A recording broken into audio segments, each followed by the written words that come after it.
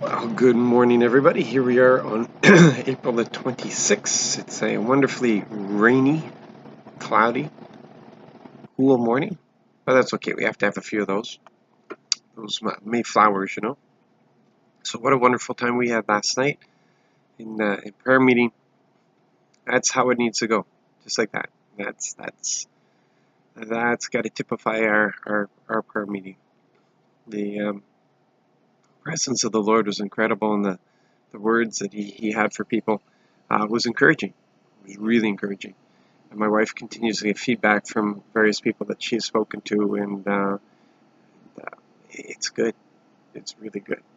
So this morning we continue reading through some of the Psalms as we consider this point of history with David. And Psalm 73 is one of those wonderful, beautiful, it applies to my life sort of psalm. It talks about the psalmist is filled with bitterness and upset because when he looks around, he sees all these evil people prospering and doing well, and they lack for nothing. And yet he has kept his heart pure. He's followed the commandments and done everything that's required of him according to the law. And he seems to be struggling. He says he doesn't understand it until he enters the sanctuary of the Lord, until he enters the presence of God. See, the presence of God changes everything. It really changes everything. If you know that you're out of sorts and you want to get back into sorts, get into the presence of the Lord. That's done through worship. That's our sanctuary. Worship is our sanctuary. We run into the Holy of Holies in worship. You get in there. You spend that time until you're overwhelmed by His presence, and then everything is put into perspective. And it just, until I entered God's sanctuary and understood what happened to the wicked, he says. He writes, when my heart was bitter, when I was all cut up inside. Isn't that what bitterness does? I just love that. When I was all cut up inside, I was stupid and ignorant. I acted like nothing but an animal toward you. The ungratefulness that bitterness brings.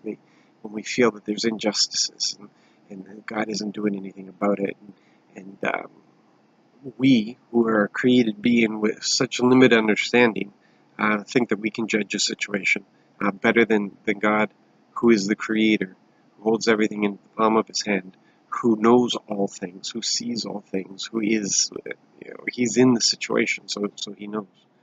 And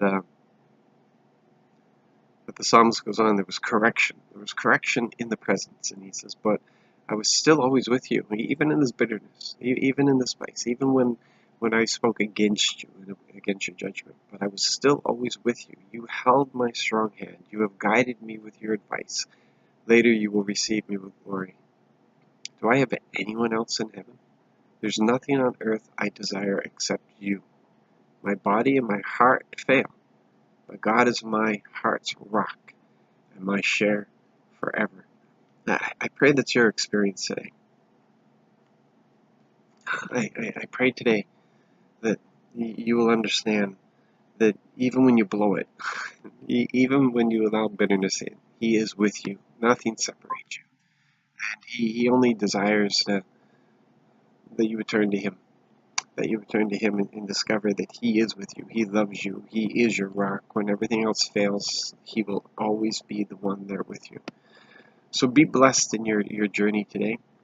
I pray God's blessings on you. I pray that your eyes will be open to His presence. I pray that you'll be so sensitive to Him today, that you will hear His voice, that you'll see His hand in action around you, that you will not try to the power. It's thing that Christine DeMarco, our worship leader, said it in the middle of some spontaneous worship, where she said the power isn't in the understanding. The power is in the trusting.